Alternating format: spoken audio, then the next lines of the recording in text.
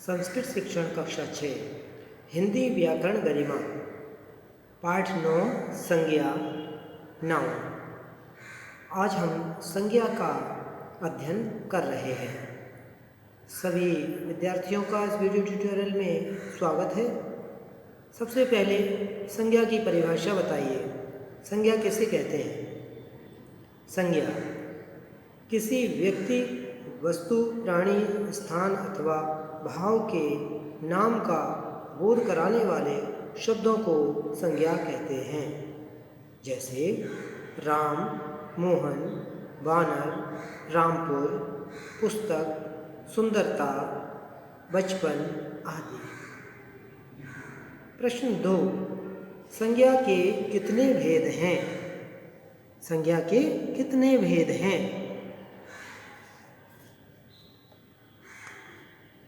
संज्ञा के मुख्यतः हिंदी में 3 भेद हैं। नंबर 1 व्यक्तिवाचक संज्ञा, नंबर 2 जातिवाचक संज्ञा और नंबर 3 भाववाचक संज्ञा। कुछ विद्वान अंग्रेजी भाषा के आधार पर संज्ञा के 5 भेद मानते हैं, परंतु जो 2 भेद हैं अतिरिक्त वह जातिवाचक संज्ञा के अंतर्गत ही आते हैं। व्यक्तिवाचक संज्ञा, उसके बाद जातिवाचक संज्ञा, इसमें समूहवाचक और द्रव्यवाचक संज्ञा दोनों ही शामिल हैं और तीसरा भाववाचक संज्ञा। इस प्रकार से संज्ञा के आप मुख्य 3 भेद बताएंगे और जातिवाचक के 2 उपभेद कर दें, समूहवाचक और द्रव्यवाचक। इस प्रकार संज्ञा के 3 भेद हैं। व्यक्तिवाचक संज्ञा किसे कहते हैं? आइए इसे समझ लें। जिस शब्द से किसी विशेष प्राणी, व्यक्ति, वस्तु या स्थान के नाम का बोध हो उसे व्यक्तिवाचक संज्ञा कहते हैं। जैसे सुभाष चंद्र बोस एक महान देशभक्त थे, तो सुभाष चंद्र बोस एक नाम हो गया व्यक्तिगत, ये सुभाष चंद्र बोस व्यक्तिवाचक संज्ञा है। दूसरा, सूरदास जी ने सूरसागर की रचना की थी, तो इसमें सूरसागर और सूरदास दोनों ही व्यक्तिवाचक संज्ञा के अंतर्गत आएंगे। किसी का नाम है सूरदास और उन्होंने एक पुस्तक का नाम लिखा, वो सूरसागर प्रसिद्ध नाम हुआ, तो उस पुस्तक का नाम व्यक्तिवाचक संज्ञा हो गया। नंबर 2 जातिवाचक संज्ञा। जातिवाचक संज्ञा किसे कहते हैं? जिस संज्ञा शब्द से किसी जाति या वर्ग की सभी वस्तुओं अथवा प्राणियों का बोध हो उसे जातिवाचक संज्ञा कहा जाता है। जैसे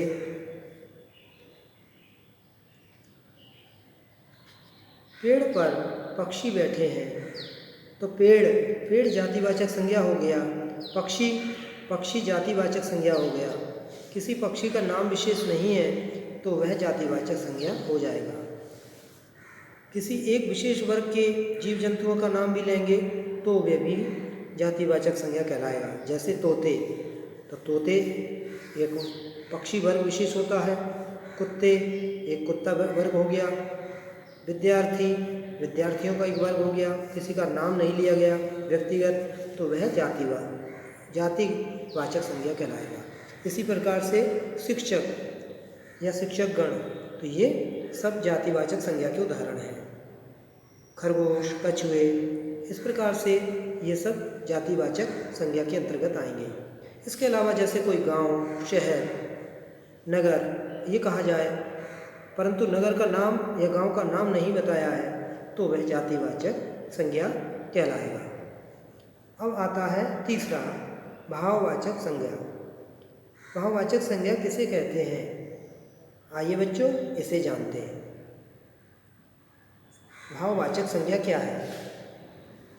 जिस शब्द से किसी व्यक्ति, स्थान या वस्तु के गुण, दशा, भाव या स्थिति का बोध होता हो उसे हम भाववाचक संज्ञा कहते हैं। यानी गुण, दशा या भाव के नाम को, उस स्थिति के नाम को हम भाववाचक संज्ञा कहेंगे। जैसे सज्जनता, तो सज्जन एक विशेषण है और सज्जनता ता लगाकर उसे भाववाचक संज्ञा बनाया। मिठाई खाने की होती है, ये संज्ञा है, लेकिन हमें मिठास शब्द जो है भाववाचक संज्ञा होगा। ऐसे ही कुछ दशाएं होती हैं जैसे बचपन, बुढ़ापा, जवानी, ये भाववाचक संज्ञा कहलाएंगे।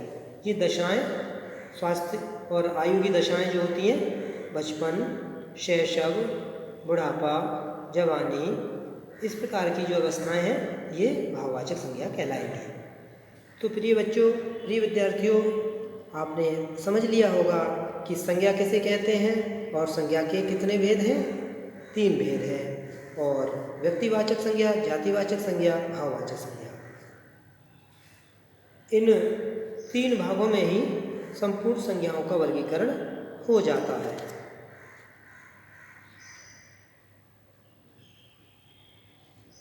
और जैसे सोना बहुमूल्य है, इसे संभाल कर रखो, तो सोना गोल्ड, तो सोना जो है एक द्रव्यवाचक संज्ञा है, परंतु हम इसे जातिवाचक संज्ञा में रखेंगे, क्योंकि जो वस्तुएं, जो पदार्थ होते हैं, जिनसे धातुएं होती हैं, जिनसे कोई दूसरी वस्तु बनती है, ये पदार्थ अंग्रेजी में द्रव्यवाचक संज्ञा के अंतर्गत आते हैं, मटेरियल नाउन, और हमारे इसमें हिंदी में जातिवाचक संज्ञा में लिखे जाएंगे। तो इस प्रकार से आपने संज्ञा के भेदों को जाना। प्रश्न नंबर 3, सही उत्तर पर सही का चिन्ह लगाओ। इनमें से कौन सा शब्द व्यक्तिवाचक संज्ञा नहीं है? गीता, रामायण, पुस्तक। अब व्यक्तिवाचक संज्ञा नहीं है, तो पुस्तक जो है वो व्यक्तिवाचक संज्ञा नहीं है। प्रश्न खा, इनमें से कौन सा शब्द जातिवाचक संज्ञा नहीं है? तो गाय जातिवाचक है, भैंस जातिवाचक है, अच्छाई, ये जातिवाचक संज्ञा नहीं है। ये कौन सी है? ये भाववाचक है।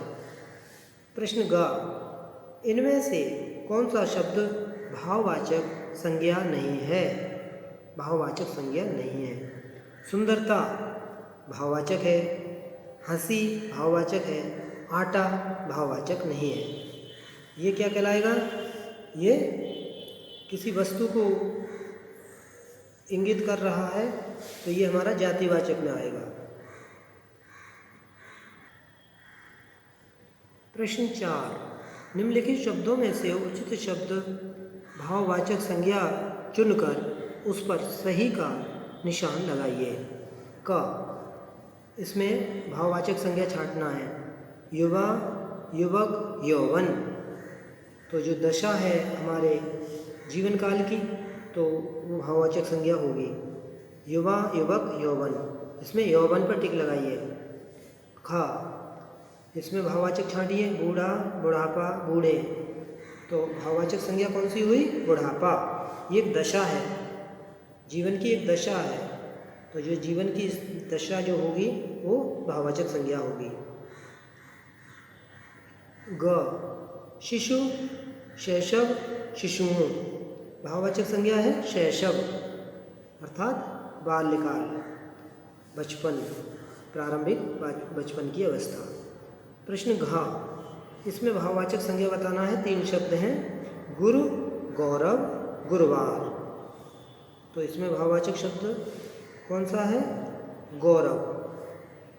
इस प्रकार से ये भाववाचक संज्ञाओं को आप इन्हें चिन्हित कर दें।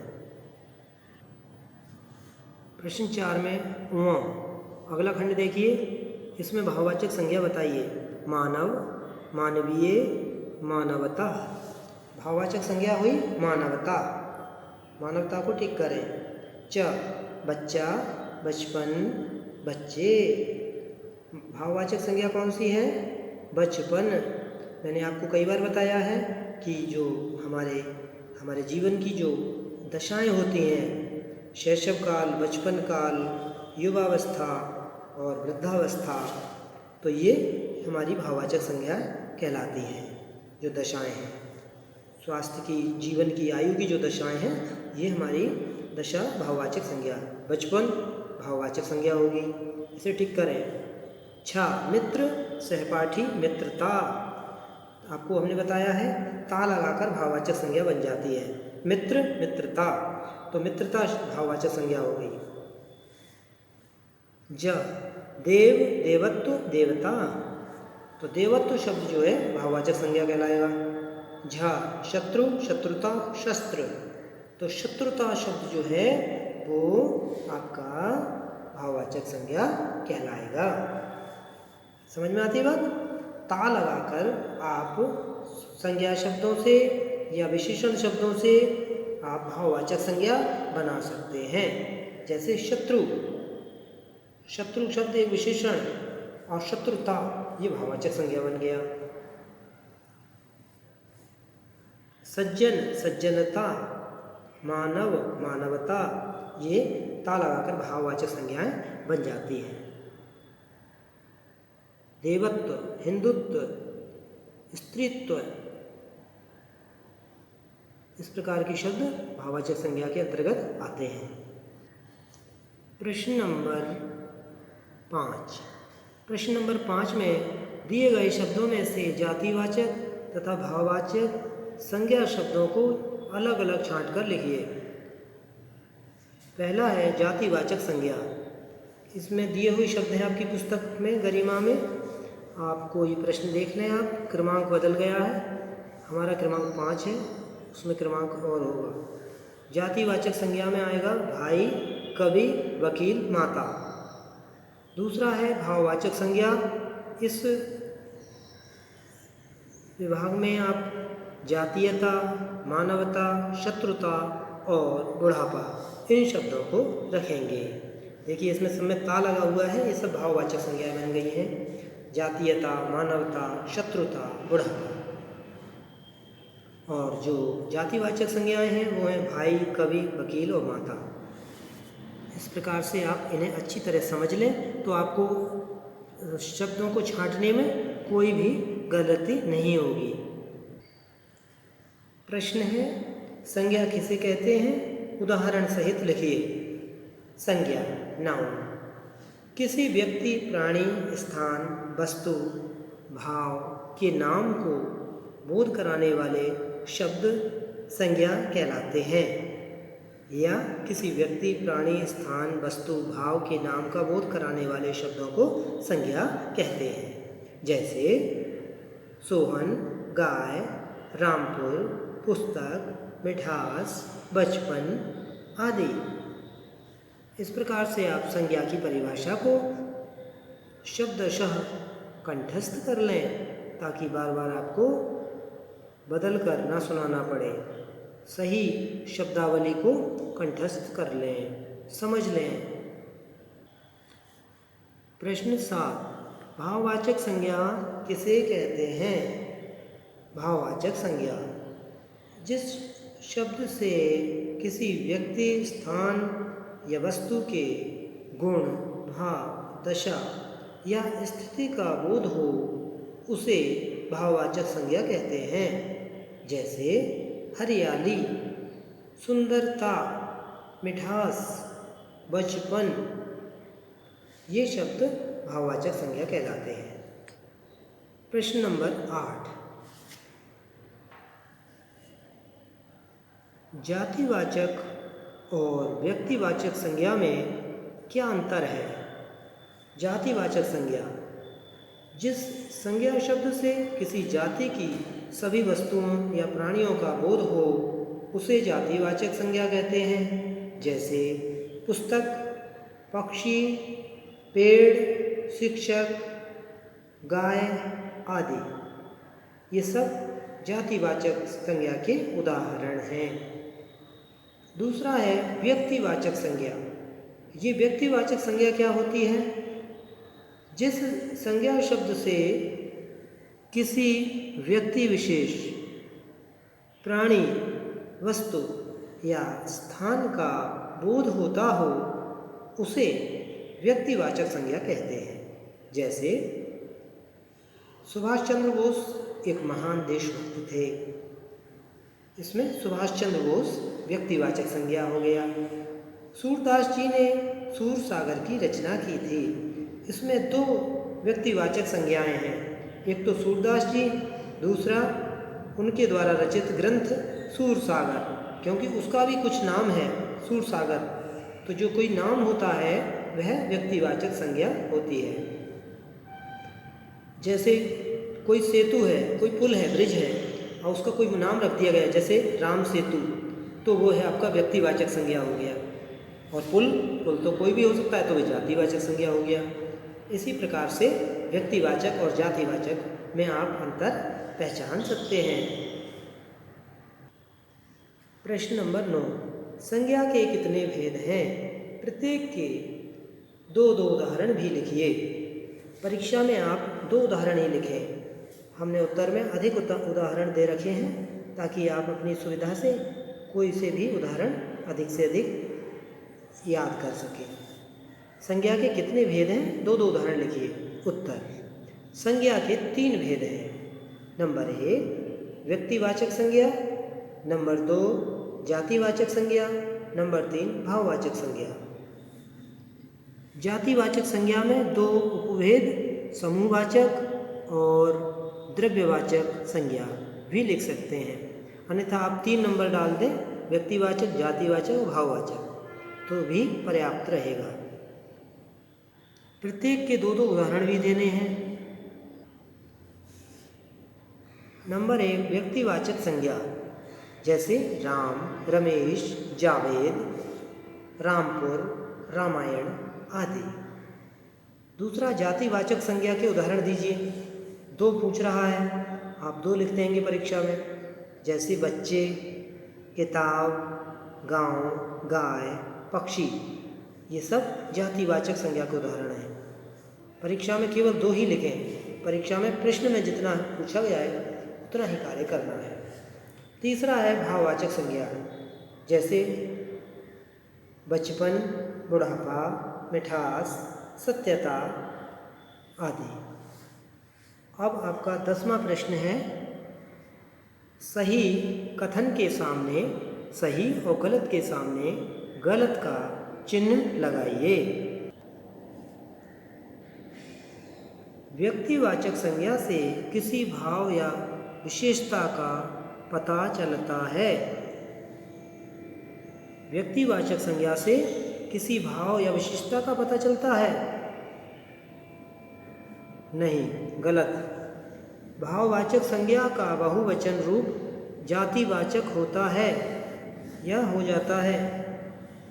गलत, ये भी रॉन्ग है। जातिवाचक संज्ञा शब्दों से किसी व्यक्ति विशेष, स्थान या पदार्थ का बोध होता है। किसी व्यक्ति विशेष, स्थान या पदार्थ का बोध होता है। रॉन्ग है ये। समूह का बोध कराने वाले शब्द समुदायवाचक संज्ञा कहलाते हैं। सही, ये सही है। जातिवाचक संज्ञा शब्द विशेष जाति का बोध कराते हैं, ये सही है कथन। तो लास्ट के 2 कथन सत्य हैं, इन्हें आप टिक कर दीजिए। प्रश्न नंबर 11, ये इस पाठ का अंतिम प्रश्न होगा। प्रश्न के क्रमांक आप इसी प्रकार से डालें। प्रश्न 1 से 11 तक हमने बताया है, सभी प्रश्नों को लिया है, कोई छोड़ा नहीं गया है। अभ्यास के अतिरिक्त प्रश्न भी हैं, इसलिए इनकी संख्या और क्रम बदल गया है। 11वां प्रश्न है, सामने दिए गए कोष्ठक में संज्ञा के भेद लिखिए।